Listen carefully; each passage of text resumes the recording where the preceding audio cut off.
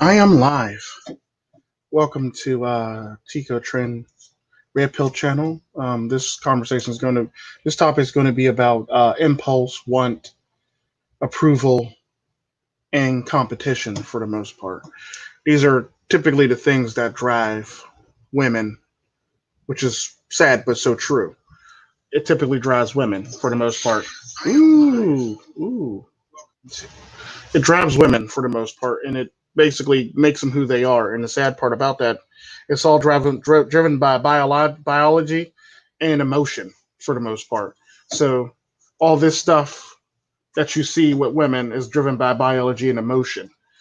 That's typically how you get all these impulse, want, approval, competition for the most part. Um, One of the major things that I've noticed with women throughout the many years is women's ability to women's ability to do things on impulse or not take responsibility for their actions for the most part, which is a major thing. Because at the end of the day, if a woman can't take responsibility for her own actions, there's a problem. There's a glitch in the matrix that needs to be fixed, obviously. And typically how that works out is apparently somebody messed up to the point where she doesn't have to take responsibility for her actions, or B, she's pretty, so everybody's going to naturally kowtow to her, cater to her, so she never has to take responsibility for her actions. Either way, it's both bad for men, it's both bad for women and men at the end of the day. And and the thing about it that makes it so bad is uh women's ability to do things and not really get scrutinized for the stuff that they do is a great example of that for the most part. It's sad, but it's so true. It's like very, very sad to watch when women do this shit. And typically what happens with that is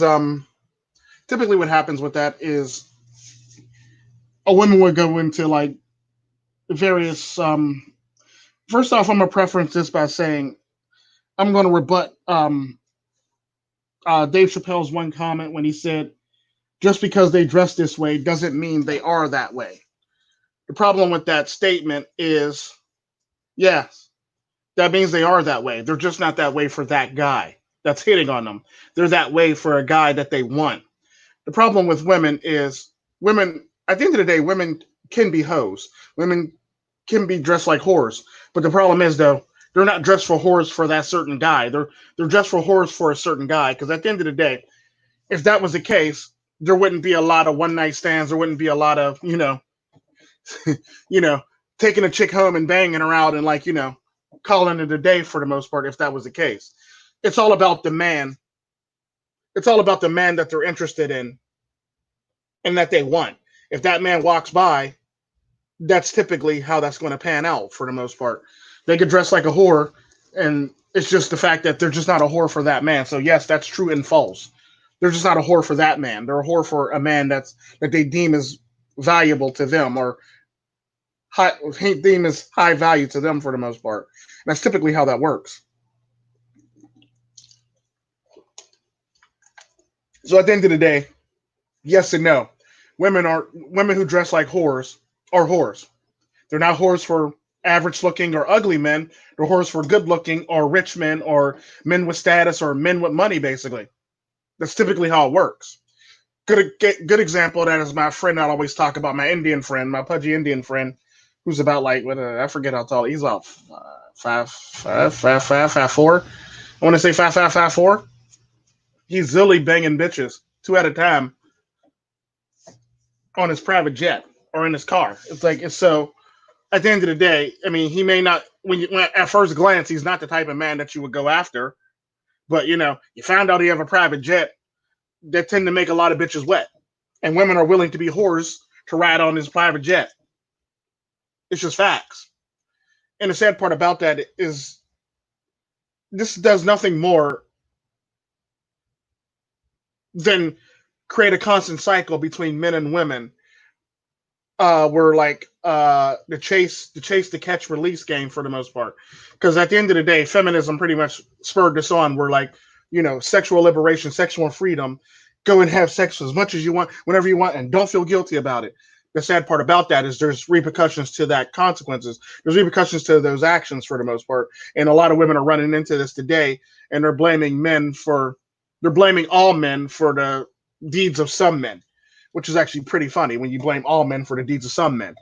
And the sad part about it is how it works out is women would go after these guys who want nothing more than bang them and bang out their trunk or bang out their box and just send them packing every morning, or send them packing or bang out their box and bounce basically.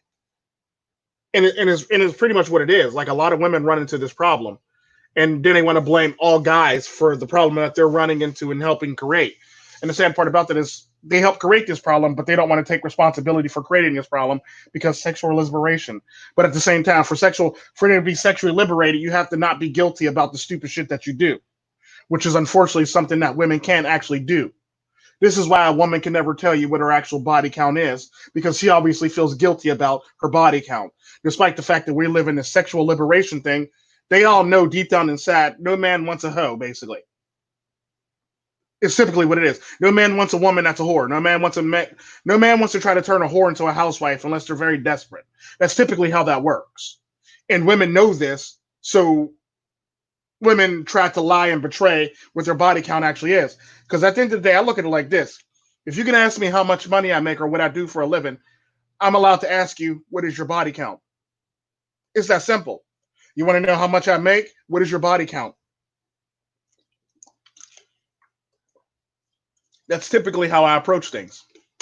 Because I'm not fin to invest in somebody.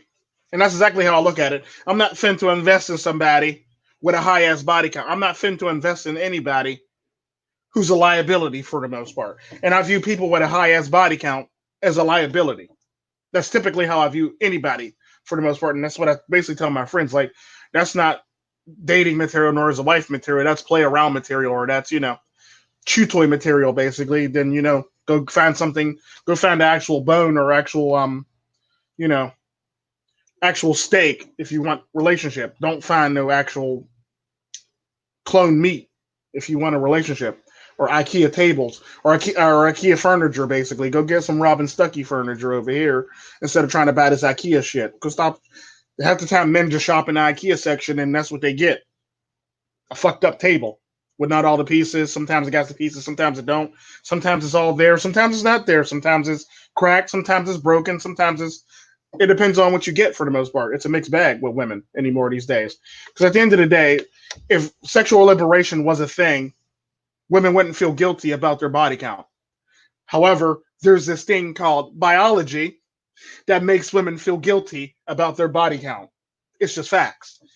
The same goes for body positivity. If body positivity was a thing, women would feel confident about what they look like and they're outside their clothes. Unfortunately, that's not the case. That is not the case. If that was the case, you also wouldn't have to force something like that down everybody's throat either. Again, that's not the case. Therefore, though both of those things are both full of shit, basically, for that reason, because at the end of the day, if you got to force something down somebody's throat, it's one of those things that turns into, who you're trying to convince, me or yourself, that this is beautiful or that this is okay. Because at the end of the day, if you got to lie about something, or you got to sit there and beat somebody over the head with something, like you're trying to convince them that this is good and this is beautiful, the problem with that, though, is beauty is in the eye of the beholder. Not everybody's going to find the same thing beautiful. I've proven that time and time again in my live streams with people. Not everybody's going to find the same thing beautiful. Just because one man or two men or 10 men like you, that don't mean this other man or this other guy's going to like you. It's that simple. I've proven that time and time again. But the fact of the matter is, people don't see that, and people get upset by that for this reason, which really sucks. But the problem is that a lot of people run into these problems, especially women, but then they want to be like, well, it's men's fault that they treat women like this, or all men treat women like this. No, just the men you date treat women like this. That is the problem. The people you choose treat women this way. Not all men treat women this way, because I believe the consensus of men is that's fucked up. That's typically the consensus of men when shit like that happens. That's fucked up. Okay, moving right along. Now, if you're a red pill man, yeah, that's fucked up, but you did make that choice. And you kind of sort of put yourself in that situation. That's what a red pill man would say to a woman. A simp would say to a woman, "Oh, that's fucked up. I would never do that to you." That's typically what a simp would say. Um, and the rest of the men basically just fall into different categories on that shit for the most part. And me, I'm like, for every action, there's a reaction.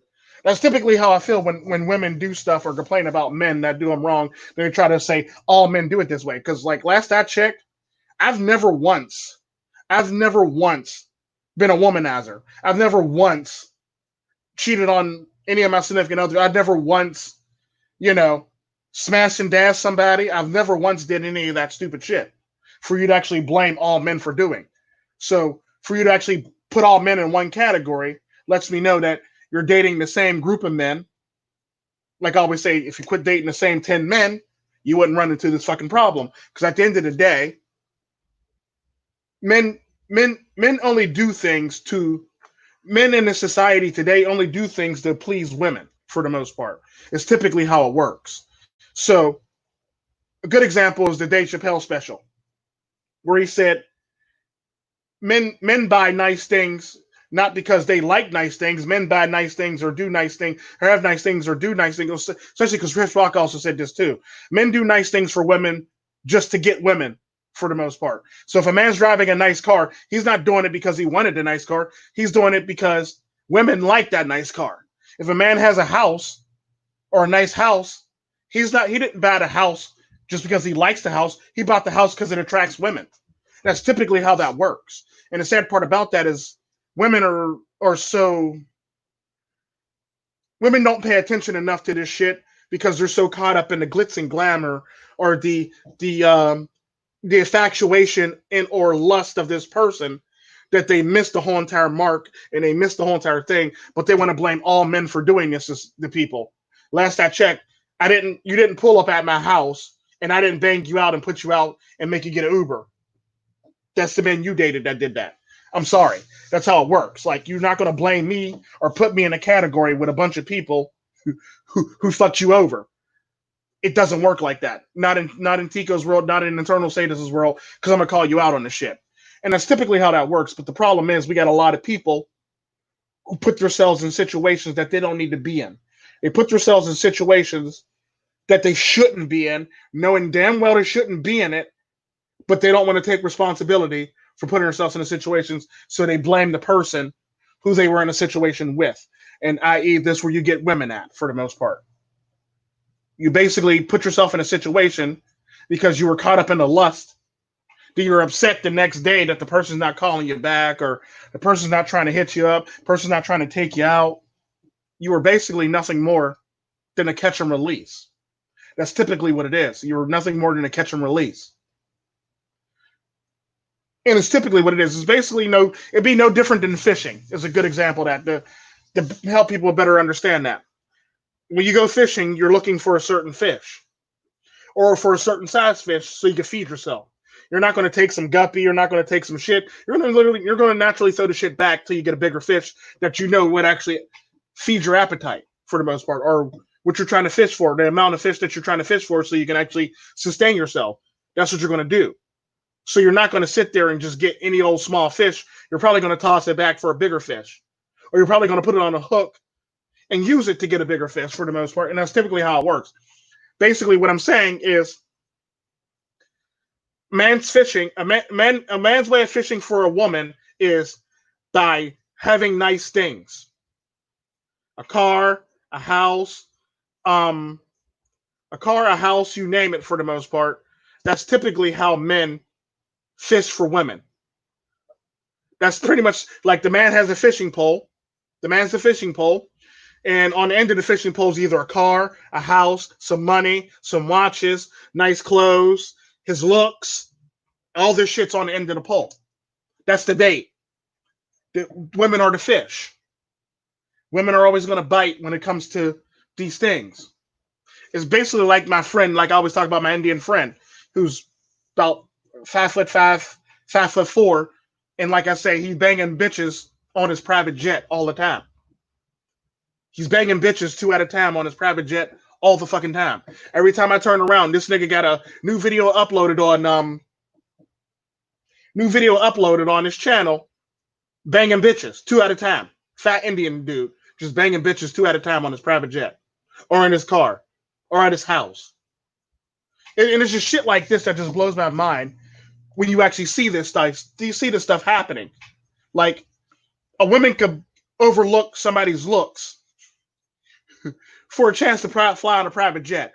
A woman could overlook somebody's attitude for a chance to fly on a private jet or ride in a nice car. Either way, a woman's willing to overlook looks for that shit for the most part. Because at the end of the day, it's nothing more than an Instagram post. Because here's where, like, if you look at my title, impulse, want, approval, competition.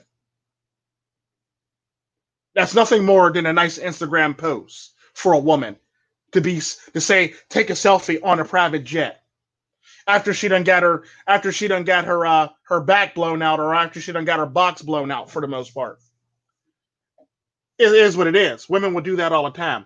Women would use different things to make it so they can seem better than everybody else for approval, or so people could comment on their things for approval, so they can get their validation and approval online, saying, "Oh, girl, I can't believe you did it. You're on a private jet, girl." This and the other. So women can be jealous of them, and people can actually be envious of them, and people can actually congratulate them for being on a private jet. It's shit like that. Or, they ride in a nice car, so they take a selfie near the car or in the car saying that I'm in a Porsche 900, or I'm in this, that, and the other, or I'm riding around in a Lamborghini Diablo. They'll take selfies just so they can put it on their Instagram post or their Facebook feed or their Twitter feed, basically, because that's typically what they want. They want attention. They want the attention for the approval in a competition. And they do shit on impulse. Because the sad part about that is, even if a woman turns a man down initially, once she figure out this man actually has something, her whole entire attitude of that man changes, and she's willing to actually hit on that man and want to get with that man, because it's just facts. It doesn't matter. It happens all the time with all these channels that got gold digger pranks. It's just fact. Like, all these gold digger pranks aren't just gold digger pranks. They're not doing it just to be funny. They're doing it because that's the reality of the day. That is literally the reality of the day. And that's typically how if you're a man and you go on Twitter, look at it like the gold digger pranks for the most part. You're going to want to put shit in your profile that makes you look like you got some shit, so women can actually not swipe on you. That's typically how it works. It's sad, but it's so damn true. So if you own a yacht, take a picture on a yacht. If you own a fucking nice car, take a picture of you standing next to your car, or take a picture of you in your car, basically. It's that simple. Like, if you want the attention, you got to actually be willing to whore yourself out on Tinder, just as much as women are willing to whore themselves out on Tinder to actually get what you want on Tinder. Like, a good example of that is my friend. My Indian friend's on Tinder. He's on his private jet. He got a glass of champagne in his hand, and I think he got diamonds sprinkled at the bottom of that bitch. In his Twitter, in his Tinder profile. Like, think about that shit. He's sitting in his chair, got his legs crossed. He ain't that tall, and he got diamonds in his glass, and he's drinking champagne, and he's on his fucking private jet. Like, this is typically the type of shit that you got to do on Tinder if you want high quality women, or if you just want to basically smash and dash women for the most part. Like I said, I'm not for it, but at the end of the day, if women are willing to put themselves out there, you kind of sort of deserve it. It's just facts. If women are willing to put themselves out there and be betrayed in a certain light, you kind of sort of put yourself in that precarious situation. So you can't get mad at men when you actually put yourself in a situation that affects you. You can't get mad at men for the decision you make. Because when you make a decision, you make that decision, and that's your decision that you're going to have to sleep with and keep next to you. At the end of the day, you can blame men all you want to, you can run away from that all you want to, and blame men all you want to. But at the end of the day, there's that guilt inside of you that's going to eat you alive and eat you up from the soul in and out. Basically, that's typically how it works. All this stuff, all this liberation, later on in life makes you feel guilty about your life. That's typically how it works. But it kind of reminds me of that one saying that I always say, um, it's easier to cry. It's easier to cry or feel sad on Corinthian leather. And that's typically what women want. If they're going to feel some type of way or feel or do something that makes them feel guilty, they'd rather do it on Corinthian leather or Egyptian cotton. Choice is yours.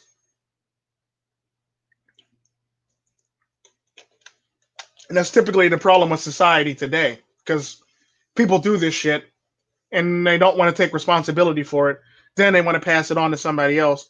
Then they want to complain about it later. And then they want to write op-eds or stories about not being refined a good man, or where are all the eligible bachelors at? Men are economically attractive. Where are all the economically attractive men? How come men aren't going to school as much as women are going to school? The sad part about that is I've actually stated that men are pretty much going to school at the same rate that they've always been going to school at. The problem is, though, now that colleges turn into universities and expanded on the amount of students that they have, women are going to school at a higher rate than men are.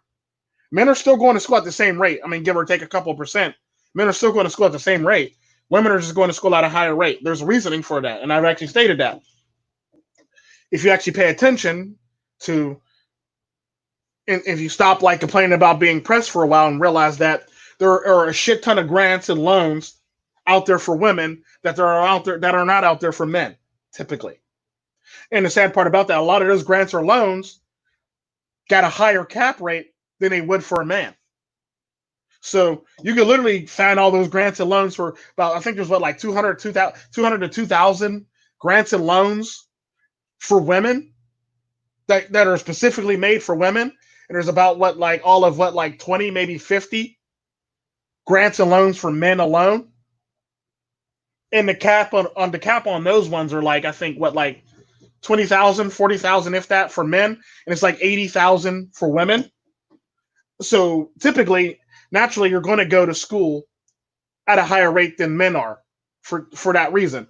Then on top of that, you also got this lovely thing called seeking arrangements, where women can actually get their school paid for by a sugar daddy.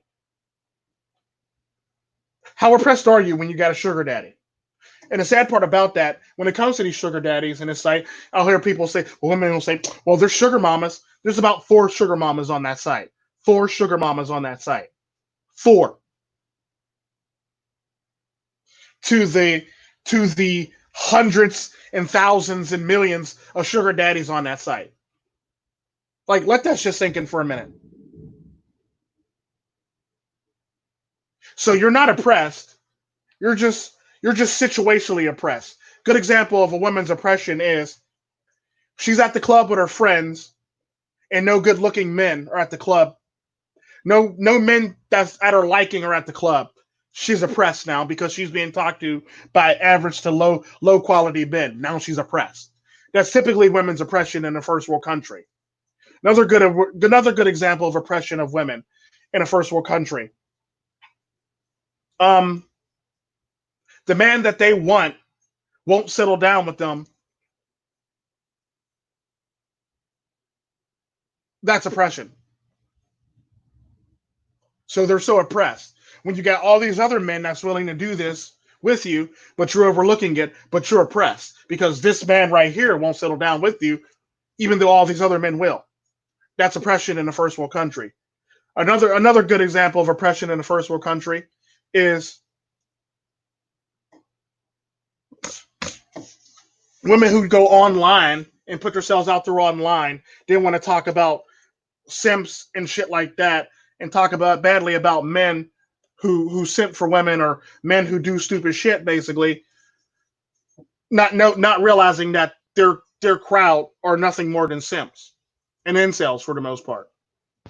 That's typically how it works. And the sad part about that, these women, you can usually tell that a woman is disconnected from who her crowd really is, because she must think like she must have all these handsome men following her, when in fact you got a bunch of incels and simps following you that are paying your way and paying your costs and paying your way for the most part. But you're oppressed despite the fact that they're donating large exorbitant amounts of money to you. But you're oppressed. On top of that, when you go to do your meet and greet, you realize that your fans aren't as handsome as you believed your fans out to be. And this is typically how that works. Do you want to get mad that, there's people like groups like MGTOW or SYSBM or ITMOR or Red Pillars, other groups like that for the most part, Bachelor Lifestyles, Free Agent Lifestyle guys, just stuff like that. Now you want to get mad at them for not being not simping to your Twitter feed, or not simping to your Twitch feeds or your ethot feeds for the most part, or your Only Girls family feeds. You want to get mad at them for not doing it by saying these groups are bad, this person's bad, this person's this, basically. When in fact they're not bad. You're just mad because they won't simp to your ass. Because 9 times out of 10, you want they dick, basically, and you want they money. Because at the end of the day, if they're not giving you money, then it sucks being you. That's typically how that works. Because at the end of the day, I've never once seen a person, well, I've seen a couple, but like I've never once seen people actually wholeheartedly in the manosphere actually endorse women like this, unless you're an incel, unless you're a pickup artist, unless you're black pillars, unless you're a simp. I've never once seen a man fully endorse women like this, for the most part. Now, I have seen men endorse women who actually do play video games, but I have not seen a man that in the manosphere who actually endorses a masculine portion of the manosphere who actually endorses thottery or e-thottery or OnlyFans for the most part. I mean, if you want to get your bag, but you can't complain about that shit when there's repercussions to your consequences later on in life. It'd be no different than Mia Khalifa complaining about people remembering her from porn, when in fact, that's what you did. If you didn't do porn, we wouldn't know who the hell you were. It's just facts. If you didn't do porn, we wouldn't know who the hell you are. It is what it is. And if you don't want to be connected to porn, you might want to go about changing your name to not Mia Khalifa, so people won't think porn when they see your name. That might be a good example. That might be a good way of actually being able to skirt that or curtail anything like that for the most part. But at the end of the day, if you can't take responsibility for your actions, you can't expect people to come to your rescue and or do things for you when in fact you're the one that's putting yourself in this situation. You're the one that's getting yourself into the mess that you're in. That's typically how it works. But you don't want to accept the fact that you're the one that's actually doing this to yourself. So, what do you go and do? What do you go and do? You basically blame everybody else for your shortcomings. It's typically what you do. You blame everybody else for your shortcomings because you can't take responsibility for your actions, and you don't want to take responsibility for your past, so you can better yourself in the future. So you can better yourself in the future, and that's typically how that works. So if you can't take responsibility for your own past, how the hell do you expect a man to take you seriously, to want to make you anything for your future? And it's just shit like this. And a good example of a person who's actually dating a simp or an incel is Mia Khalifa's husband or fiance. He's quite literally a simp or an incel. Because anybody who's willing to bang somebody who's had like a million miles of dick ran through them, it's not really a grade A man for the most part. Because I'm sorry, there's nothing in the world that you could tell me that Okay, my girlfriend done took like 100 and something dicks. She's been dick down. She's been she's been double penetrated, and I'm supposed to be okay with that. Like, no, no, no. There's this thing called biology that actually says I'm not okay with that. There's this thing called biology that says she's probably not going to be a good partner. And she probably doesn't have any bonding. She definitely doesn't have any bonding skills. Because at the end of the day, there's not too many porn stars, females, who date other people who are still in a committed relationship with those people. Hell, Evan Stone, good example of that. He was dating with, I think he was dating a Drake chick. They're not in a relationship no more. Look how that panned out for him. And it's just shit like that, and that's typically how it works.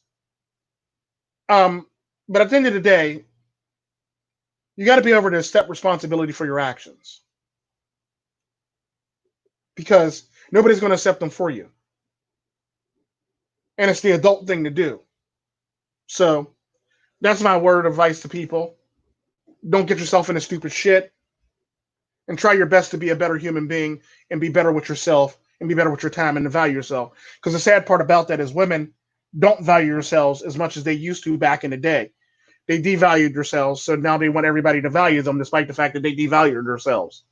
That'd be like if I went to the dollar store and a person at the dollar store decided to charge me $10 for everything at the dollar store. It's the dollar store. You're not charging me $10 for something that's $1. It doesn't work like that. And that's typically what I mean by women. Women devalue themselves by playing it light and loose. And now but they still want people to value them, despite the fact that they devalue themselves. They have very little respect for themselves, and they have they take very, very little care of themselves for the most part, so they can actually be valued. The problem with that is you have to actually take care of yourself for people to want to value you. You have to actually be able to value yourself and love yourself for other people to want to value you and love you. You have to respect yourself for others to want to respect you. That's typically how that works. But we live in a society where nobody wants to take the responsibility and they want to pass the blame off on other people, especially women. But I digress. Y'all be blessed.